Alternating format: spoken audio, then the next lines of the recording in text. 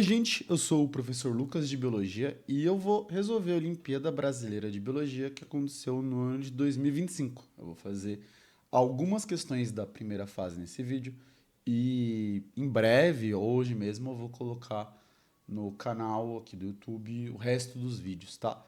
Se você está vendo por outra plataforma, você pode clicar aí na minha bio, tem todos os vídeos aí da Olimpíada Brasileira do ano passado.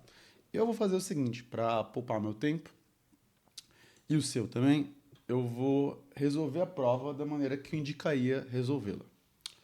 Então é o seguinte, o OBB tem muito texto que você pode pular, porque são textos contextualizadores. E diferente de muito texto do Enem, você não precisa os ler. Então, primeira questão aqui, ele vai falar: algumas raças de cães, como as descritas no texto, possuem problemas fisiológicos crônicos.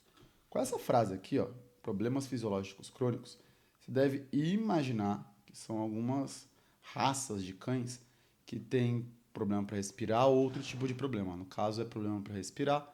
Se você for ali no texto, né? Está falando de pug, bulldog, shih tzu.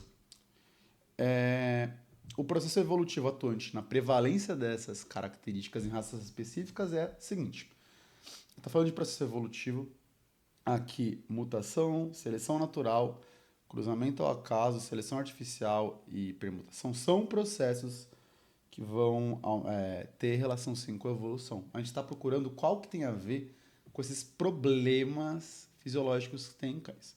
Então, como que a gente tem hoje em dia raças de cães que têm tanto problema fisiológico, dificuldade de ficar vivo? Por que a evolução permitiu que isso acontecesse? Nesse caso, é uma seleção artificial. O ser humano foi lá, foi manipulando os cruzamentos entre os cães para chegar em fenótipos que achava mais interessante, mais bonitos e tal. E quando você faz isso, você não está deixando, quando a pressão é essa de característica, você não está deixando outros tipos de pressão evolutiva atuarem com a intensidade que atuariam em outras ocasiões. Então, por exemplo, seleção natural, promovendo a sobrevivência e reprodução dos cães mais aptos. Claramente, isso aqui não está atuando, porque o que aconteceu são raças que tipicamente têm problemas fisiológicos crônicos, no caso, problema para respirar.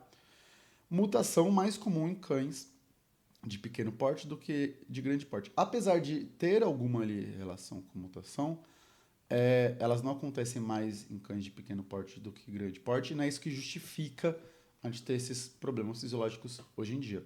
Cruzamentos ao acaso favorecendo as características favorecendo características deletérias, características prejudiciais, se propaga na espécie. Cruzamentos ao acaso não vão favorecer isso, né? Tipo, vai favorecer uma variabilidade e desfavorecer, provavelmente, características deletérias.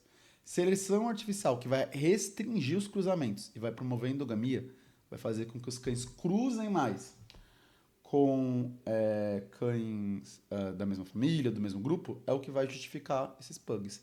E permutação, promovendo recombinação de diferentes genes deletérios, apesar disso ser um processo evolutivo, e ela não sempre, né, permite combinação de genes deletérios, não é ela que vai justificar esses problemas fisiológicos. Além disso, quando acontece essa combinação de genes deletérios, usualmente a seleção natural vai lá e capa. Então, por que a gente tem tanto cão com problema? Por causa de seleção artificial. Humanos foram lá e selecionaram. Segunda questão, ele vai falar: a traqueia dos mamíferos apresenta uma importante adaptação estrutural que evita seu fechamento e, consequentemente, a obstrução de passagem de ar. Essa adaptação corresponde à presença de... Não depende do texto, aí não tem jeito, você tem que saber dos discos cartilaginosos, que eles têm esse papel aí, eles impedem ali o colapso da traqueia. Só para falar, pneumócito vai estar no pulmão, epitélios ciliados e essas células caliciformes que vão secretar muco, o que elas vão fazer? Elas vão principalmente participar na filtragem, né, do ar. Não tem relação com impedir ou não a obstrução. A musculatura lisa, ela permite sim que haja uma alteração ali do diâmetro, mas não é ela que impede o colapso, que impede de fechar. Eu coloquei aí fotos desses epitélios só por colocar ali, para me dar trabalho na edição, né? Isso é verdade, foi para me dar trabalho. Depois ele vai falar que os cães não possuem glândulas sudoríparas e a termorregulação desses animais é feita através de ofego térmico, movimentos respiratórios rápidos e curtos que permitem a perda de calor através do focinho, tendo a língua papel importante nesse processo. Nesse processo, as respirações não podem ser profundas, pois caso isso ocorra, pode haver aumento do... Ari está perguntando, o que vai acontecer se a respiração for profunda? E seguinte, atividade sexual, produção de melatonina e glicemia não tem tanta relação com a respiração ser profunda ou não. Só que é o seguinte, a respiração for profunda, eu vou eliminar gás carbônico. Eu elimino mais gás carbônico. Quando eu tenho esse tipo de respiração mais curta, eu tenho mais dificuldade de eliminar o gás carbônico. Tá. E ele está perguntando o que acontece se eu eliminar gás carbônico do sangue. Não é que vai aumentar a concentração de CO2 nos alvéolos. Vai diminuir. Lucas, por que o pH do sangue vai aumentar? Porque sem gás carbônico, eu paro de produzir o ácido carbônico. O ácido carbônico é um ácido diminui o pH. Quanto mais ácido, menor o pH. Por causa disso, a resposta dessa aqui é 3. Vamos fazer aí mais 2 questõezinhas nesse vídeo. Diferentemente dos humanos, cães, após defecarem, não acumulam restos fecais em sua região anal. Olha só, o cão não precisa limpar a bunda com papel higiênico. Acredita-se que uma justificativa para essa variação seja relacionada ao tamanho dos glúteos nessas duas espécies. Evolutivamente, glúteos humanos são mais desenvolvidos. A bunda do humano é muito grande. Por quê? Por que a gente tem isso? Aí, de novo, é um pouquinho de bom senso ali. Mas postura bípede, diferente de cães e gatos, uma espécie bípede, né? Eu sou um grande desenhista, né? Esse aumento aqui da região da bacia, que é uma consequência do bipedismo, tem relação com o aumento do tamanho do glúteo. Agora, a alimentação industrializada e o excessivo de hormônios, e é isso que faz o glúteo crescer. Glúteo pode crescer por alguns usos de hormônios, mas evolutivamente não foi isso por causa disso que aconteceu, né? Determinação por padrões sociais de beleza. Apesar de atualmente existir o padrão social de beleza de glúteos grandes, não foi sempre verdade. Não foi isso que evolutivamente causou o aumento dos glúteos. Seleção natural disruptiva e maior percentual de gordura na espécie humana do que na espécie selvagens.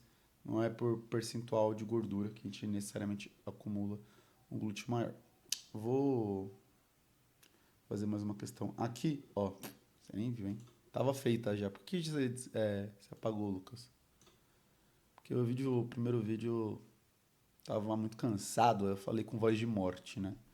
Então agora eu tô um pouco mais acordado. Piroceno seria a forma mais perigosa e destrutiva do antropoceno. Embora o fogo mostre hoje toda a faceta danosa dele ao homem, em ecossistemas naturais, ele foi bastante importante para a evolução humana. Qual é a grande aplicação do fogo e a consequência evolutiva dele? O que aconteceu quando a gente começou a dominar o fogo? Viram que, de novo, eu pulei o texto, não precisava do texto. Aí também é um conhecimento tipo tem ou não tem. A manipulação do fogo permite a cocção de alimentos. Você consegue cozinhar os alimentos, então você consegue comer alimentos que antes você não conseguiria, você consegue extrair melhor as calorias dele, sua digestão fica mais rápida. Você tem que procurar alguma alternativa falando de cozinhar alimentos. É consequência direta do fogo. Né? Tem alternativas, assim, absurdas, tipo forja de metais isso permitiu usar próteses. É isso que aconteceu lá no começo da nossa manipulação do fogo? Não, né? Cozimento dos alimentos vai aumentar a ingestão de proteína porque eu consigo cozinhar a carne. Cozinhando a carne, eu consigo extrair mais aminoácidos da carne e aí eu consigo aumentar a ingestão proteica. Isso aqui é a quinta questão, né? Eu faço o resto das questões em outro vídeo, porque eu tô com medo de ter gravado errado de novo. Por causa disso, eu vou fazer de 5 em 5.